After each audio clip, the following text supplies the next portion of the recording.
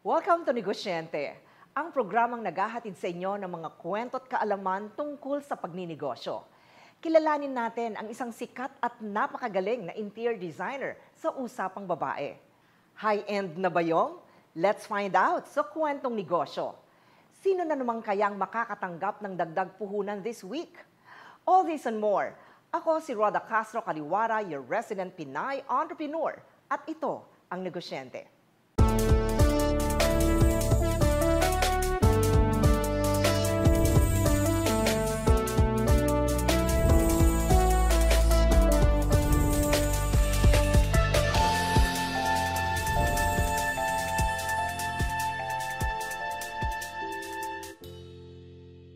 Our guest for today is a celebrated and multi-awarded interior designer who has made a name for her company as one of the most sought-after design establishments in the country. I'm so happy to have her on the show. The lovely and super bait and talented, of course, Ivy Almario. Hey, good afternoon, Rhoda. Wow, what an introduction. Thank How you so are much. you? I'm good, thank you. First and foremost, Yes. let me thank you for saying yes for this interview. And why not? Despite, di ba, napaka-hectic kayang schedule niyo. Sobrang busy. Such a privilege. When be asked. someone Googles your name, Yes. of course, they would read about the work that you do and the people that you serve. Pero hindi lahat nakakakilala kay Ivy Almario as a woman behind the talented designer. Sino si Ivy Almario? Matatawa ka. Kasi simple lang siya. I think attached sa pag-iisip ng tao na when you think interior design, laging glamorous, Yes. you know, na laging ang kakilala ko lang. Of course, yung target market na siniserve ko. But the opposite is true. Mga mekaya. In other words. Depende yun kasi I chose to work dun sa high-end residential space. So may ganung perception. Pero sa totoo lang, an interior designer, kausap niya lahat. Foreman, carpintero, electrician, painter, all the way to the specialist, the consultant, all the way, of course, to the owner. If there's a takeaway na I want people to know About you? about me, kay Ivy Almario, pantay ang lupa. Pero bago naging Ivy Almario na sikat na interior designer, ano ka noon? Or paano ka nag-umpisa? Kasi, right after college, I only worked for one boss, Sonia Santiago Olivares. Okay. She is now PRC siya, Okay. Philippine Regulatory Commission, Yes, for yes. interior design. No? Okay. So imagine she's my first boss, and we're still good friends. So I only worked for her for 6 months, and then I had the opportunity to travel to the States. Oo. So for how long ka nag-stay sa US? 13 consecutively, 13 years. Sunod-sunod. Matagal. From 1980 to 99. But it was a funny story. My mom brought the whole family to the States a year before. Okay. Pero, sabi ko, Ma, I cannot go kasi nagtithesis ako. So she said, sige, pag-graduate mo, then you just go to the States. Save your ticket. Alright. So, long story short, she was the one who reminded me, ma-expire na yung ticket mo. So, and then, you know, on a whim, I decided to bring my thesis. Okay. Not thinking, no, but just baka sakali. Okay. So, I was just asked yesterday, coincidentally, Okay. what made me stay in the States? I mean, Alright. what was the aha moment?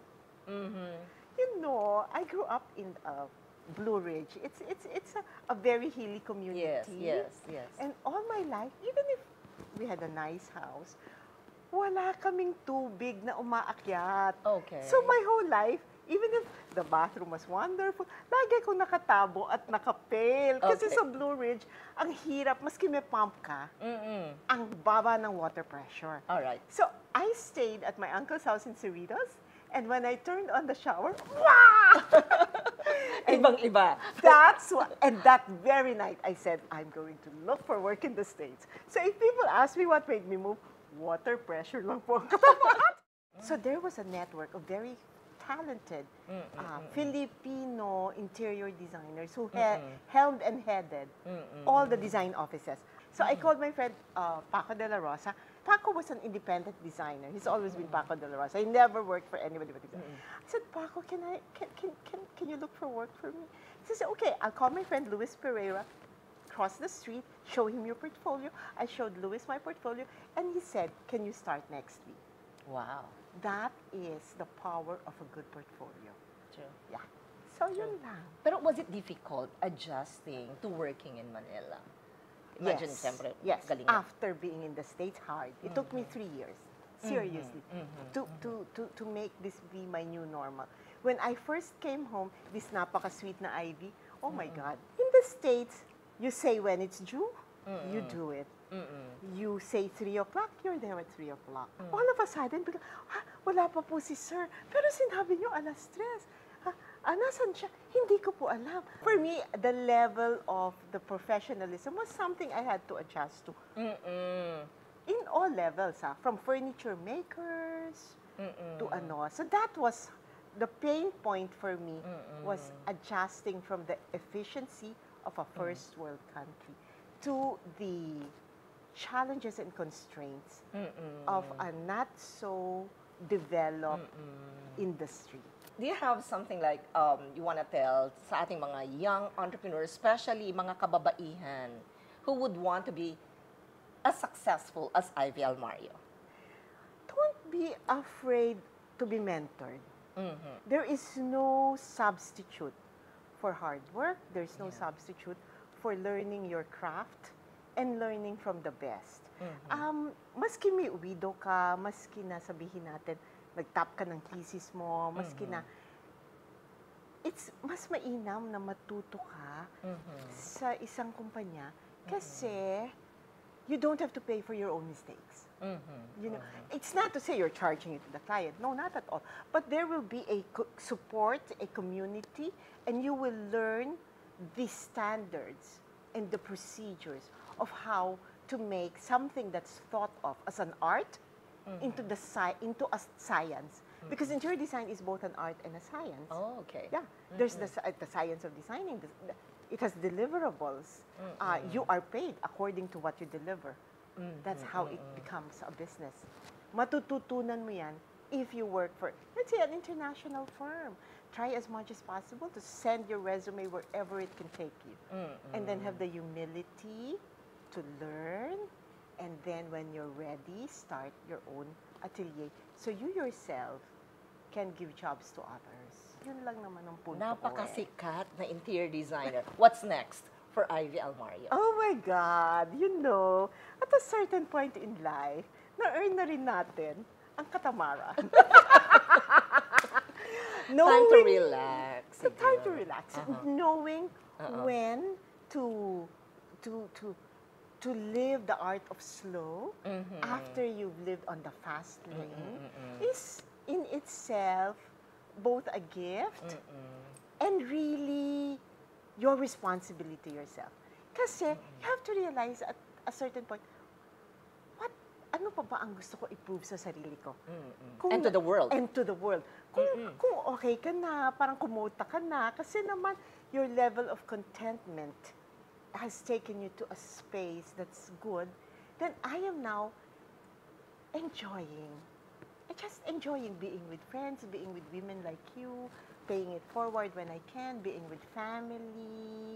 This is the reward of a life where you really work hard for your craft and you enjoy the respect of peers, you enjoy deep friendships, clients who are now your best friends. Yes, that's Maganda yun. while still living your life to the full. Exactly. Thank you very much for welcoming us to this beautiful home. Oh. Maraming salamat Of and for course. making us experience firsthand what it takes to be in this Atelier Almario house. Oh my God. Maraming salamat. You're such a beautiful soul. Thank you so much. Oh.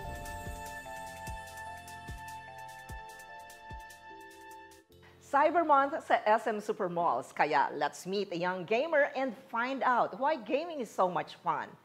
Women's Voices is brought to you by SM Supermalls. Brought to you by SM Supermalls.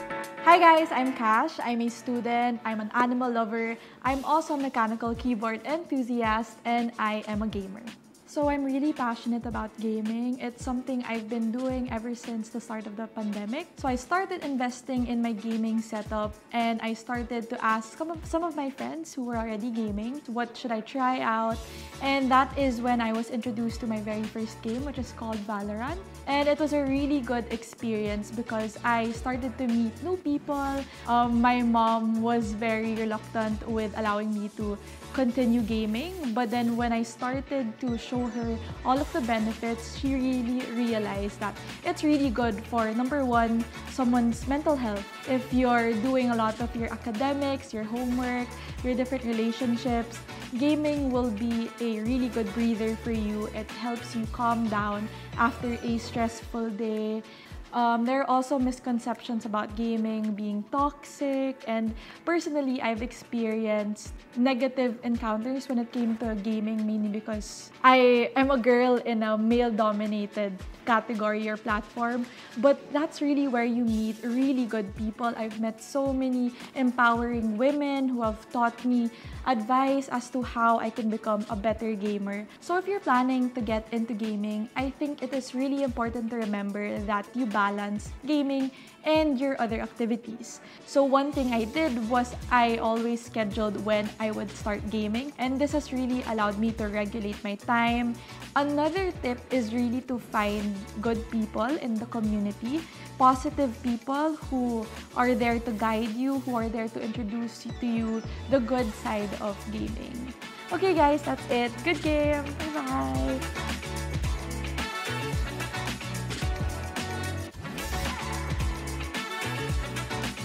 Brought to you by SM Supermalls.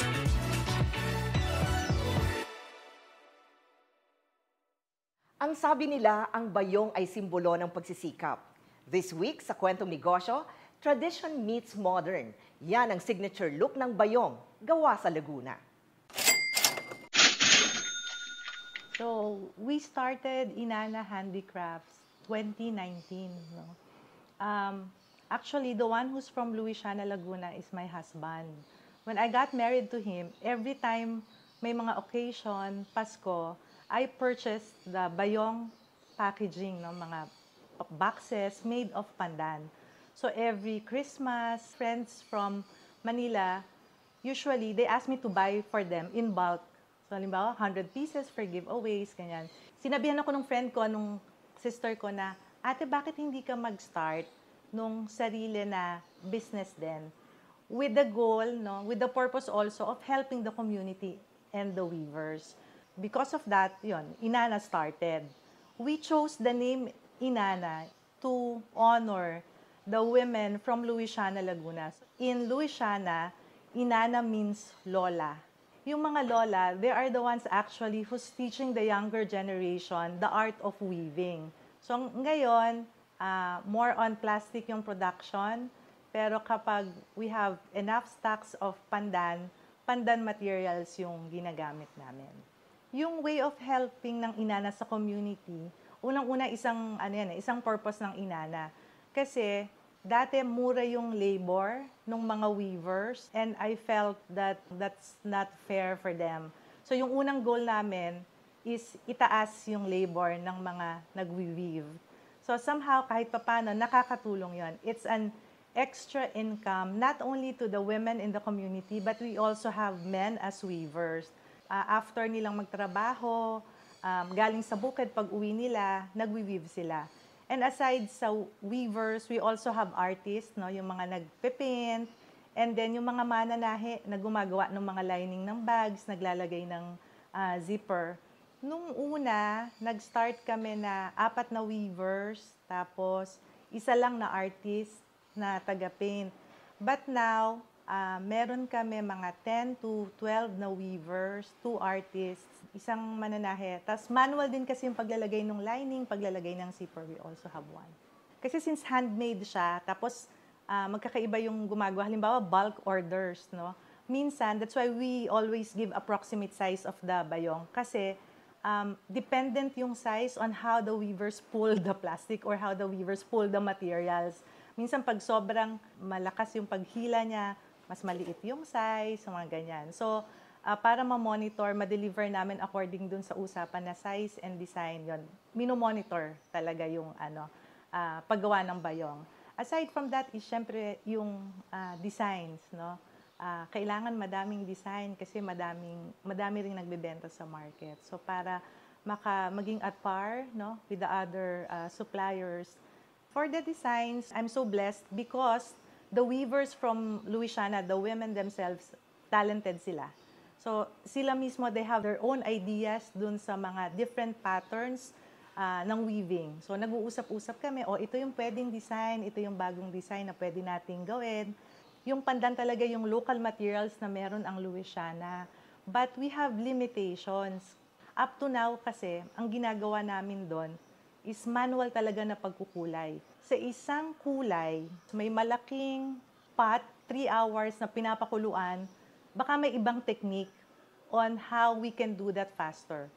Yung process pa lang from harvesting, drying the bayong, tulad ngayon umuulan, hindi kami makapag-produce ng pandan. So, hopefully, ang goal namin, ma-improve yung mga techniques, technology, para mas makapag-produce kami ng madami, mas matulungan namin yung community.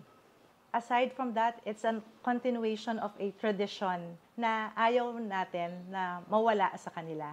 Yung promotion kasi namin, it's not only for Inana, no? Gusto rin namin na makatulong dun sa ibang mga weavers na kahit hindi sa Inana.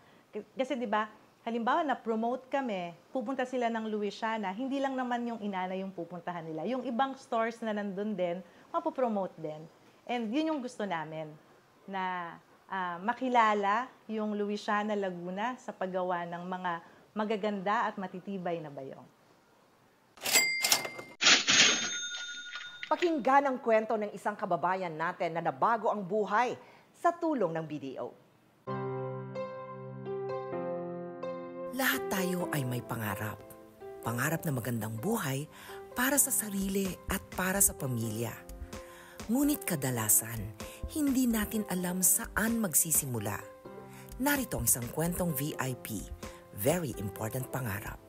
Meet Christy Lanaca de Tablan, isang kabayan savings account holder from Imus, Cavite. Si husband po is isang seafarer. Siguro mga 20 years na po siyang seafarer. Ako po ay nag-online ticketing business. Bali, home base lang po yung aking business. So, nung time po na yun is talagang nangangailangan din po kami ng extra na budget. So, nung na-receive ko po yung text message from BDO Network Bank na pre-qualified nga po kami doon sa Kabayan Loan. Tuwang-tuwa po kami noon ng mga anak ko, tsaka yun nung nabanggit ko kay husband, natuwa din po siya. Kaya right away, nagpunta agad kami doon sa branch po nila dito sa Imus. Talagang hindi na po kami nagdalawang isip na i-grab. Nakatulong po ng malaki sa business namin. Bali, napatakbo ko po ng mas maayos. Makakadagdag sa puhunan and sa home renovation din po. Marami pa po kaming mas gusto pang marating na pangarap. Makagraduate po yung mga bata. Dumating sa point na hindi na po kailangang umalis ni Mister para magtrabaho. Para habang lumalaki yung mga bata, nandito rin siya at mag-business lang po kami dito. Pipiliin ko po talaga kayo na maging partner sa pag-abot po ng mga pangarap namin. Yung BDO Network Bank po. The best. Mabait po silang lahat, tsaka napaka-accommodating po. Sobra. Para naman po sa mga OFWs at families ng mga OFWs, mag-ipon po tayo at ipagpatuloy po natin yung magandang record natin sa BDO. Malay nyo, baka katulad ko ay maging pre-qualified din kayo sa Kabayan Loan. Go for it!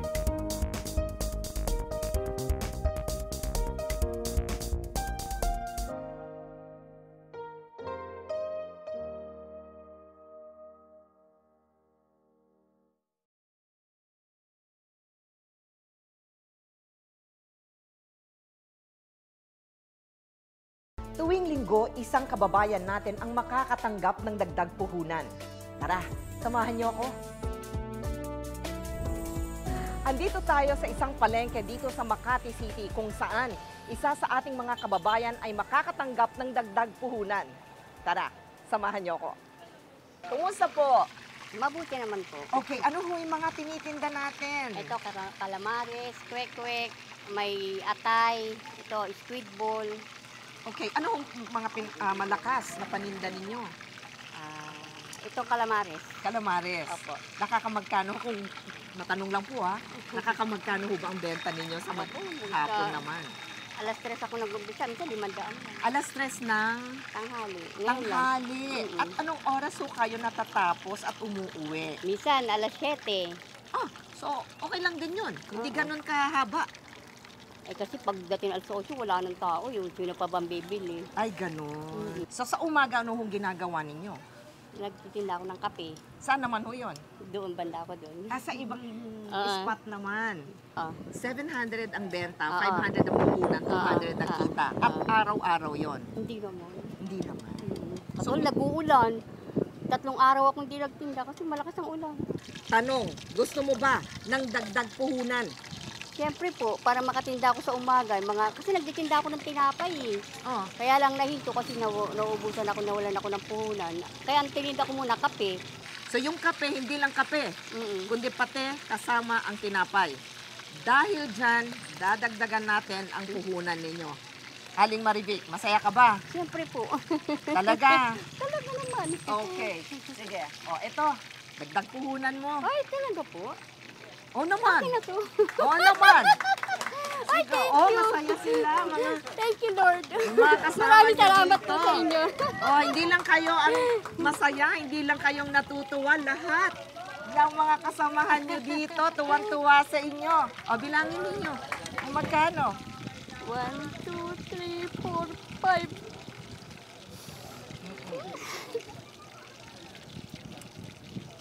Maraming salamat po. Kailangan ko talaga ng puhunan. Eh. Talaga? Opo. So, timing lang po ba ang Tulog kayo ng pagpasyal namin langit. dito? O, pasalamatan ho natin ang Rotary Club of Entrepreneurs and Professionals ng Quezon City. Maraming RCEP. salamat. Ano ba? RCEP. RCEP. Maraming salamat po sa RCEP. Tsaka sa inyo na rin po. Maraming salamat. Manood ho kayo ng negosyente, ha? Ayan, ang show. Negosyente. Anong Sa Channel 7 po yan. At makikita yun nyo yan sa YouTube. Sa GMA Public Affairs. Saya? Masayang masaya. Okay. So maraming salamat, Aling Marivic. God bless you and your Salamat family at ang negosyo mo. Maraming salamat po. Congratulations sa ating winner this week. Sana madagdagan ang iyong benta dahil sa dagdag puhunan na bigay ng ating mga kaibigan. Dito nagtatapos ang negosyente sa linggong ito. Sana na-inspire kayo na magsimula ng inyong negosyo. Ako si Roda Castro Kaliwara na naniniwalang pag may negosyo, may trabaho. See you next week.